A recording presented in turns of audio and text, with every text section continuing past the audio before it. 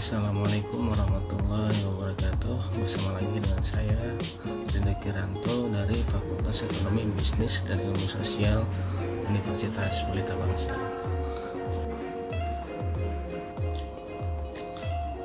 Konteks internal dan eksternal dalam manajemen risiko adalah lingkungan di mana organisasi berusaha untuk mendefinisikan dan mencapai tujuannya. Penetapan konteks manajemen risiko erat kaitannya dengan penetapan tujuan, penetapan strategi, ruang lingkup, dan parameter-parameter lain yang berhubungan dengan proses pengelolaan risiko. Proses ini menunjukkan kaitan atau hubungan antara permasalahan yang akan dikelola risikonya dengan lingkungan perusahaan, baik lingkungan internal maupun eksternal, berhubungan dengan proses manajemen risiko, dan ukuran atau kriteria risiko yang hendak dijadikan standar. Penetapan konteks manajemen risiko bertujuan untuk mengidentifikasi serta mengungkapkan sasaran organisasi, lingkungan di mana sasaran hendak dicapai, stakeholder yang berkepentingan, dan keberagaman kriteria risiko. Hal-hal tersebut akan membantu untuk mengungkapkan menilai sifat dan kompleksitas risiko. Mengapa penting memahami konteks risiko internal atau eksternal? Ada beberapa alasan. Yang pertama, manajemen risiko terjadi dalam konteks tujuan dan kegiatan organisasi. Yang kedua, faktor organisasi dapat menjadi sumber risiko. Selanjutnya, kepentingan dari memahami konteks risiko adalah tujuan dari ruang lingkup proses manajemen risiko dapat saling berkaitan dengan tujuan organisasi secara keseluruhan. Konteks eksternal dan internal organisasi dari proses manajemen risiko harus ditetapkan dari pemahaman lingkungan eksternal dan internal, di mana organisasi beroperasi dan harus mencerminkan lingkungan spesifik dari kegiatan yang akan diterapkan proses manajemen risikonya. Berdasarkan pemahaman konteks eksternal dapat dilakukan analisis pengaruh perubahan lingkungan eksternal dan analisis persepsi dan perilaku stakeholder eksternal.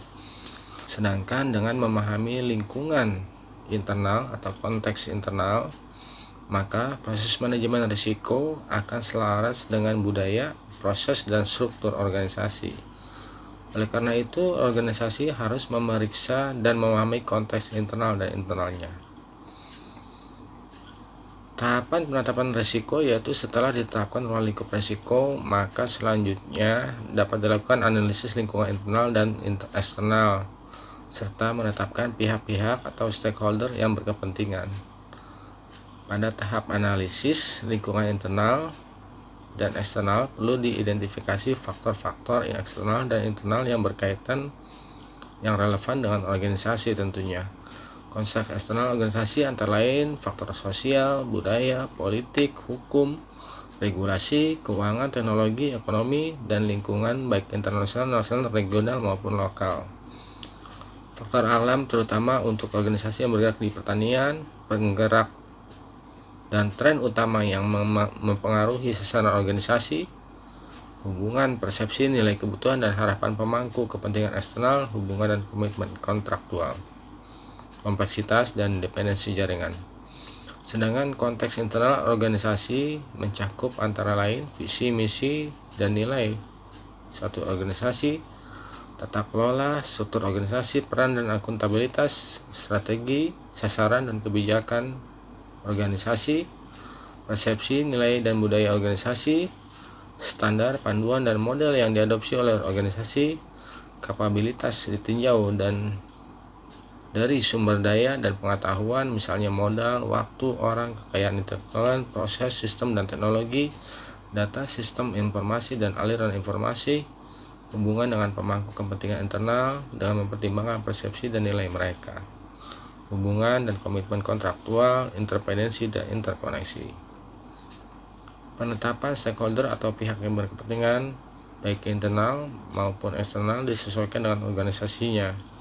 Misalnya pada organisasi perguruan tinggi, maka stakeholder yang terkait dengan proses manajemen risiko yaitu mahasiswa, tenaga pendidik atau dosen, tenaga pendidikan institut IPB, dan lain-lain. Bagaimana konteks penetapan risiko internal dan eksternal? Bagaimana teknik penetapan Konteks risiko internal dan eksternal. Pada dasarnya, teknik atau metode penetapan konteks risiko dapat merupakan kombinasi dari beberapa teknik. Teknik penetapan risiko dapat digunakan antara lain melakukan review struktur dan bagian organisasi, melakukan wawancara atau diskusi kelompok dengan pihak terkait atau stakeholder, melakukan benchmarking, melakukan self-assessment, atau melakukan penelaahan dokumen organisasi. Selanjutnya, analisa SWOT dari produk Vivo, yaitu peluang-peluang apa saja ya, ancaman, kekuatan, atau kelemahan dari smartphone Vivo. Mari kita simak sama-sama. Analisa SWOT dari produk Vivo, yang pertama kekuatan atau strength. Jadi pada produk Vivo kita menemui kekuatan yang pertama, kualitas mesinnya baik. Selanjutnya, Vivo juga mempunyai garansi resmi, teknologi dan fitur yang selalu terdepan. Selanjutnya, Vivo juga mempunyai kekuatan, harga terjangkau dengan spesifikasi yang lebih baik. Jadi kalau misalkan kita bandingkan produk A tipe X itu dengan produk Vivo, spesifikasinya untuk Vivo harganya lebih terjangkau. Itu menjadi salah satu kekuatan atau strength dari produk Vivo. Selanjutnya untuk kelemahannya atau weakness-nya, yang pertama itu branding di lapangan masih terbilang rendah. Artinya brand atau produk atau merek Vivo masih kurang branding ya, kurang terkenal dari produk Vivo tersebut. Selanjutnya loyalitas dari promotor itu masih rendah. Jadi untuk loyalitas promotornya belum terlalu kuat dari Vivo sendiri. Itu adalah dari faktor internalnya. Adapun dari faktor eksternal, ini yang pertama peluang atau opportunity, yang pertama brand awareness. Yang selanjutnya pengalaman konsumen yang telah menggunakan produk smartphone Vivo. Jadi dari faktor eksternal ini diharapkan konsumen-konsumen yang telah membeli produk Vivo itu merasa puas dan selanjutnya membagikan pengalaman-pengalaman mereka kepada konsumen yang lain. Selanjutnya teknologi dan fitur pesaing yang terbatas. Jadi teknologi dan fitur pesaingnya yang masih terbatas. Yang selanjutnya vendor leasing atau untuk mempermudah penjualan kredit. Nah, ini menjadi peluang. Jadi kalau misalkan Vivo mau meningkatkan pemasaran produknya, ini ada beberapa yang bisa menjadikan peluangnya. Yang pertama brand awareness, pengalaman konsumen, teknologi dan fitur pesaing yang masih terbatas. Jadi Vivo harus bisa lebih tinggi teknologinya dengan pesaing-pesaing dia. Selanjutnya vendor atau leasing untuk mempermudah penjualan kredit. Jadi mungkin saat ini untuk memudahkan konsumen dalam mendapatkan produk pembelian atau produk Vivo itu ada semacam leasing untuk melakukan pembelian secara kredit. Selanjutnya menjadi ancaman atau threat dari produk Vivo yaitu teknologi dan fitur yang masih mudah ditiru oleh pesaing. Jadi memang smartphone itu sangat mudah ya ditiru teknologi terbarunya oleh pesaing-pesaing mereka. Selanjutnya yang menjadi ancaman kedua yaitu service center yang masih terbatas. Jadi saat ini masih dirasakan untuk service center produk Vivo itu sendiri itu masih susah atau jarang ditemukan. Mungkin itu beberapa analisa SWOT dari smartphone Vivo. Pandemi COVID-19 merupakan ancaman uncontrollable bagi industri perhotelan dan pariwisata tentunya. Semenjak terjadinya wabah COVID-19, salah satu industri yang terkena dampak dan paling signifikan adalah industri perhotelan dan pariwisata. Lantas, strategi apa yang dapat dilakukan untuk mendapatkan peluang untuk mempertahankan dan meningkatkan pendapatan pada masa pandemik? Ada beberapa langkah yang perlu dilakukan oleh manajemen baik di bidang perhotelan maupun pariwisata untuk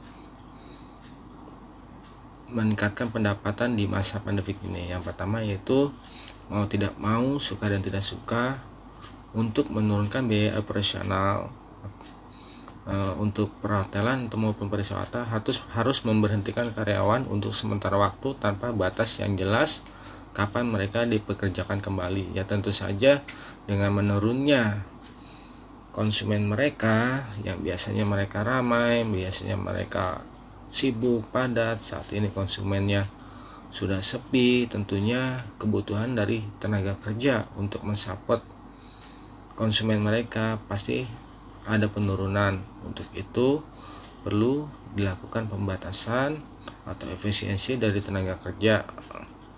Maka itu langkah pertama adalah memberhentikan karyawan untuk sementara waktu tanpa batas waktu yang jelas kapan mereka untuk dikerjakan kembali. Hal ini fungsinya untuk mengefisiensi pengeluaran hotel. Selanjutnya, hotel dan pariwisata juga tentu saja harus memperketat protokol kesehatan di hotel ataupun di tempat pariwisata. Selanjutnya, untuk meningkatkan pendapatan di masa pandemik, yaitu membatasi penggunaan fasilitas hotel untuk menekan biaya operasi. Jadi apabila ada fasilitas-fasilitas yang biayanya cukup tinggi dalam suatu perhotelan atau pariwisata, itu dibatasi penggunaannya. Hal ini bertujuan untuk menurunkan biaya operasionalnya. Selanjutnya, penjualan produk non kamar atau secara online kepada kenalan dan mantan pengguna kamar. Jadi kalau misalkan si hotel atau pariwisata sudah mempunyai pelanggan, sudah mempunyai record, itu bisa secara online bisa ditawarkan secara online kepada pelanggan-pelanggan tersebut atau kenalan tersebut. Selanjutnya, untuk perhotelan juga dapat melakukan strategi dengan menerapkan model pay now stay later. Jadi bayar sekarang untuk menginap besok atau waktu tertentu. Nah, hal ini karena memang kondisi seperti ini tentu saja perusahaan atau organisasi membutuhkan cash flow. Nah, harapannya dengan seperti ini itu membantu cash flow-nya. Selanjutnya, melakukan penolakan pengembalian uang booking dengan mengganti reschedule atau kunjungan. Jadi apabila ada konsumen yang sudah melakukan booking, sudah membayar biaya booking, apabila di cancel itu biaya booking tidak kembali, tapi bisa diganti dengan di reschedule, diganti dengan hari-hari yang lain. Itu mungkin beberapa strategi yang dapat dilakukan di masa pandemi, khususnya di industri perhotelan dan pariwisata. Kawasan industri di Jawa fokus pada teknologi dan padat karya. Apakah perkembangan industri 4.0 merupakan ancaman atau peluang bagi karyawan di Indonesia? Industri 4.0 adalah tren di dunia industri yang menggabungkan teknologi otomatisasi, penggantian tenaga kerja manusia dengan tenaga mesin, dan teknologi cyber atau teknologi informasi. Pada industri 4.0, teknologi manufaktur sudah masuk pada tren otomatisasi dan pertukaran data. Hal tersebut mencakup cyber, fisik seperti robot, Internet of Things, cloud computing di mana internet menjadi pusat pengelola data, dan cognitive computing seperti artificial intelligence. Tren ini tentu saja mengubah banyak bidang kehidupan manusia, termasuk ekonomi, politik, dunia kerja, bahkan gaya hidup manusia itu sendiri. Prinsipnya, revolusi industri 4.0 menggabungkan mesin, alur kerja, dan sistem dengan menerapkan jaringan cerdas di sepanjang prosesnya. Revolusi industri 4.0 merupakan peluang dan ancaman bagi tenaga kerja. Berdasarkan kajian McKinsey Global Institute, sebanyak 52,6 juta lapangan pekerjaan di Indonesia terancam tergantikan oleh teknologi otomatisasi. Lembaga tersebut bahkan memperkirakan sekitar 800 juta pekerja di seluruh dunia akan kehilangan pekerjaan di tahun 2030. Pekerjaan tersebut adalah pekerjaan yang sifatnya administratif dan pekerjaan di bidang produksi karena akan lebih banyak otomatisasi. Namun, industri 4.0 juga akan menciptakan peluang bisnis baru serta pekerjaan yang belum pernah ada sebelumnya. Jadi buat teman-teman sekalian, nggak perlu khawatir, walaupun teknologi 4.0 tenaga manusia sudah banyak digantikan oleh robot atau otomatisasi, didominasi oleh robot, tetapi tidak semua robot, tidak semua sektor pekerjaan itu mampu dilakukan oleh robot Dominasi robot tidak akan terjadi di semua sektor pekerjaan. Robot masih belum mampu mengambil alih pekerjaan yang berhubungan dengan interaksi manusia dan juga pengetahuan. Oleh karena itu, baik karyawan atau perusahaan harus mempersiapkan sumber daya manusia yang handal agar tetap mencapai kesuksesan. Karyawan sebaiknya didorong untuk terus belajar, memperbaiki hard skill ataupun soft skillnya, serta meningkatkan pengetahuan mengenai teknologi. Demikian, terima kasih. Assalamualaikum warahmatullahi wabarakatuh.